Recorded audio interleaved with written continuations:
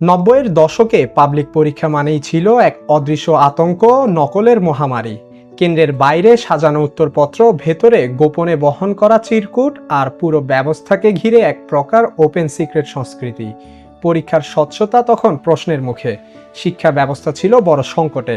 ঠিক এই সময়ে আলোচনায় উঠে আসেন এহসানুল হক মিলন।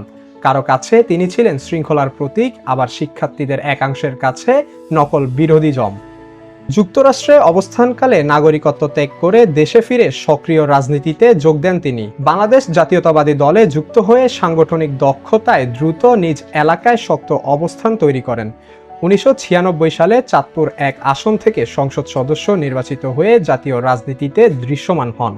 তখন রাষ্ট্র ক্ষমতায় ছিল বাংলাদেশ আওয়ামী লীগ, ফলে স্থানীয় রাজনীতি ছিল উত্তপ্ত। ২০০১ সালে পুনরায় নির্বাচিত হওয়ার পর বিএনপি সরকার গঠন করলে তাকে শিক্ষা মন্ত্রণালয়ের প্রতিমন্ত্রী করা হয়। এখান থেকেই শুরু হয় তার সবচেয়ে আলোচিত অধ্যায়। দায়িত্ব নিয়েই তিনি ঘোষণা দেন পাবলিক পরীক্ষায় নকলের বিরুদ্ধে জিরো টলারেন্স। আকস্মিক কেন্দ্র পরিদর্শন, প্রশাসনিক নজরদারি বৃদ্ধি, অনিয়মে জড়িতদের বিরুদ্ধে কঠোর ব্যবস্থা, সব মিলিয়ে তৈরি হয় ভিন্ন এক বার্তা।